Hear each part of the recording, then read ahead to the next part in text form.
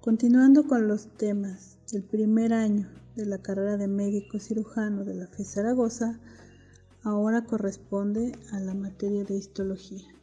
Hablaremos sobre el apéndice, trataremos de entender su anatomía, su función, su morfología y la correlación clínica patológica de los problemas más frecuentes. El objetivo de esta presentación es que aprendan a identificar los componentes histológicos del apéndice cecal. Comenzaremos a hablar sobre el apéndice. El apéndice es conocido como vermiforme por la forma en que tiene, ya que proviene del latín vermis, que significa gusano, ya que parece un gusano o un dedo, o también es conocido como apéndice cecal por su localización que veremos más adelante, ya que el apéndice es un divertículo del ciego. Anatómicamente, el apéndice se encuentra normalmente ubicado en la fosa ilíaca derecha y es una prolongación del ciego, que corresponde al primer segmento del intestino grueso. El apéndice mide entre 6 y 10 centímetros de largo y entre 3 y 5 milímetros de diámetro. Es un órgano tubular cerrado, parecido a un cono, cuyos extremos varían de longitud entre 2.5 centímetros y 13 centímetros. Su longitud media es aproximadamente de 8 centímetros. Al parecer un cono con punta roma, este posee una luz pequeña e irregular al centro del mismo. Dado que este es un saco de fondo ciego, el contenido intestinal puede quedar atrapado, secuestrado en el apéndice, lo que puede conducir a una inflamación e infección que veremos más adelante. El apéndice tiene una implantación con el ciego de manera constante, ya que este se encuentra como un orificio a 2 centímetros del orificio iliocecal, que es la región donde se une al intestino delgado con el intestino grueso. Es aquí donde vamos a poder observar el orificio del apéndice y además también lo vamos a poder ubicar porque es el sitio donde convergen las 3 tenias del colon que corresponden a tejido muscular. Justo donde se unen esas 3 tenias nace el apéndice. Además, el apéndice lo vamos a identificar porque tiene una región mesoapéndice y esta región va a permitir que se pueda llevar a cabo de manera independiente la conexión con los vasos apendiculares que van a permitir la irrigación de este. El apéndice va a tener variantes posicionales. Si bien ya hemos hablado que la implantación del apéndice con el ciego es constante, la localización del ciego y la posición del apéndice pueden variar. ¿Y cuáles son estos factores que intervienen? Bueno, el primero de ellos es que la variante posicional del ciego haya sufrido una alteración en la rotación del ciego durante la etapa embrionaria y entonces haya quedado mal acomodado a lo largo de la cavidad abdominal. Por lo tanto, lo podemos encontrar en diferentes puntos distribuidos de la cavidad abdominal. El otro punto es que el apéndice va a tener una posición exacta. ¿Y de qué va a depender? Pues de el sitio de reunión de las 3 tenias, que son las fibras musculares, del colon. Entonces, la posición más común es la retrocecal, que ya se han analizado, que es una de las principales posiciones, seguido de la posición pélvica. Hay otras posiciones como la subcecal, la preilial o la posilial, que van a depender si están antes o después del ilium, y estas pues son menos frecuentes. Y este punto en cuanto a la posición del apéndice es muy importante que se ubique, ya que si se requiere hacer maniobras clínicas para el diagnóstico y tratamiento de una apendicitis. Esto es muy importante en caso de requerir una cirugía.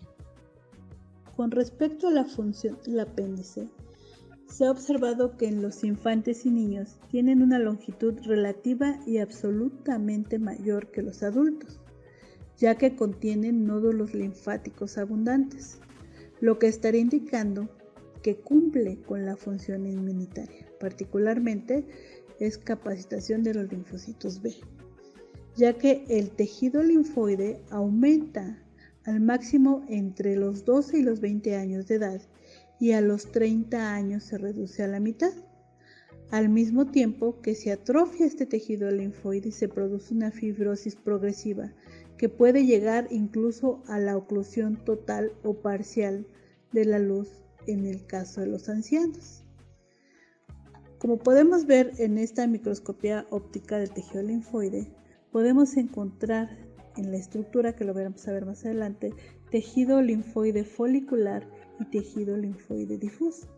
Es por eso que su principal función es la inmunitaria. Con respecto a la morfología del apéndice, hay que resaltar que el apéndice contiene las 4 capas del intestino grueso, pero su diámetro es menor y carece de pliegues circulares y vellosidades, que veremos más adelante. En esta diapositiva, por ejemplo, vemos en la figura A cómo tenemos la luz, que es esa región blanca, que vemos en el centro unos punteos que pueden ser probablemente algunos desechos que estén ahí atrapados. Luego, seguido de la luz, viene una región conocida como mucosa. En esa región de mucosa podemos observar algunos círculos que en principio nos estarían delimitando los ganglios linfáticos.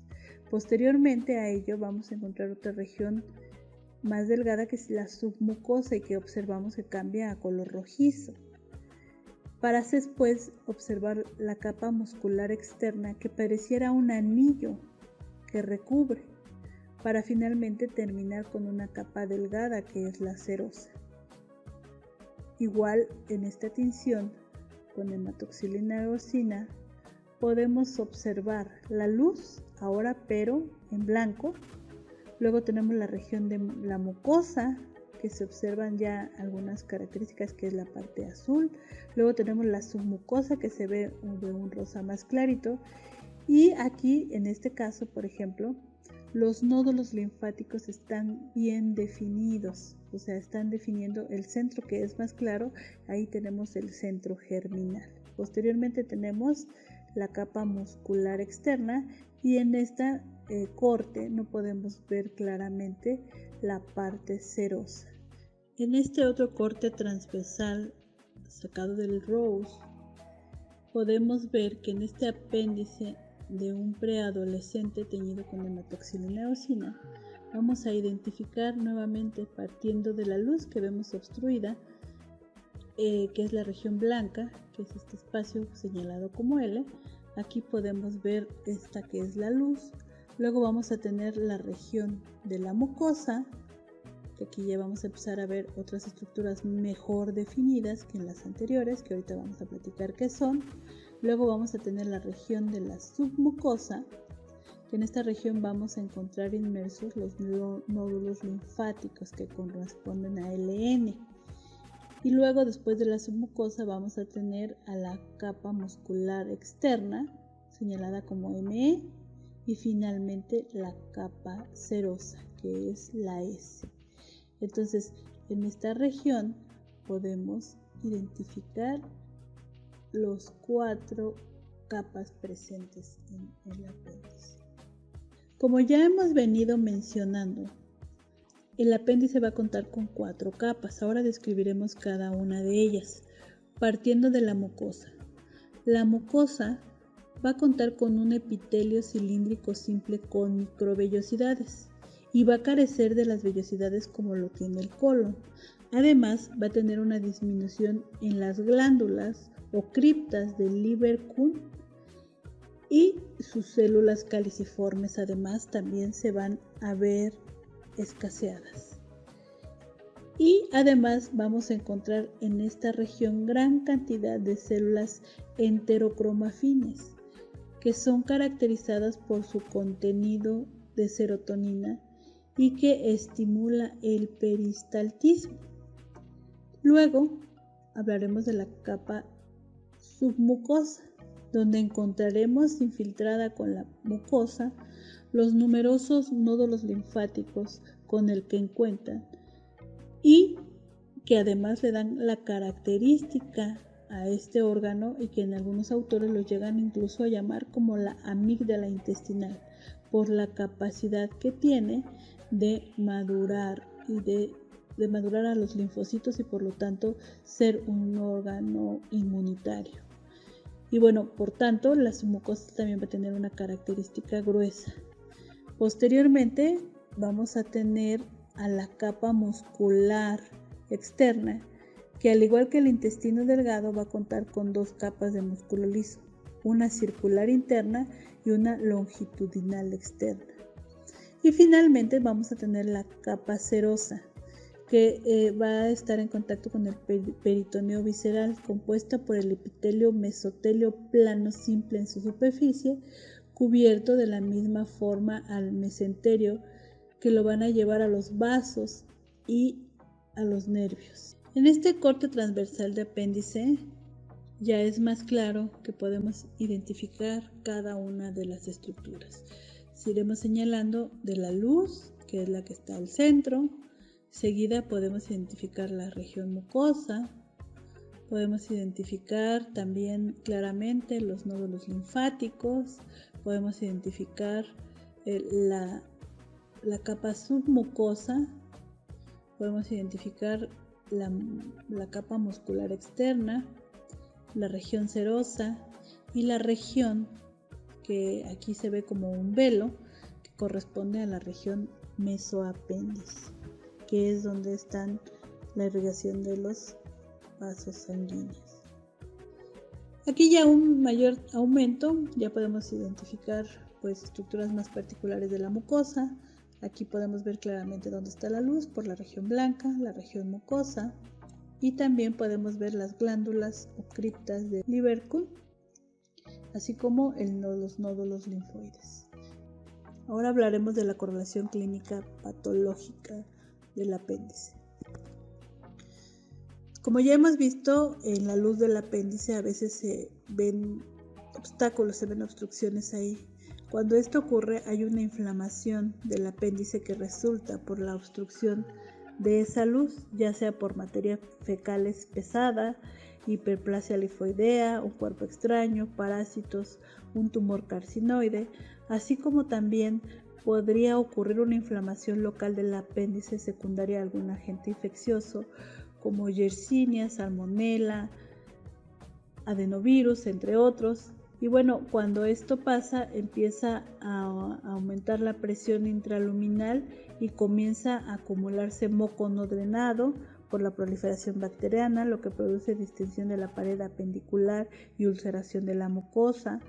Y si la apendicitis no se trata en este estadio, sobrevienen la invasión bacteriana, necrosis isquémica y perforación de la pared apendicular, con la aparición de una peritonitis apendicular o un plastrón apendicular de acuerdo a la evolución particular de cada paciente. Entonces vamos a tener diferentes grados de la apendicitis, que es una apendicitis congestiva o catarral, que es cuando está congestionada, una apendicitis flemosa o supurosa, que ya empieza a haber mayor daño, una apendicitis gangrenosa o microscópicamente perforada, o sea aquí ya hay muerte del tejido, y una apendicitis perforado. Cuando se da la perforación de la apendicitis es cuando se puede producir una peritonitis que incluso puede llevar a la muerte al paciente.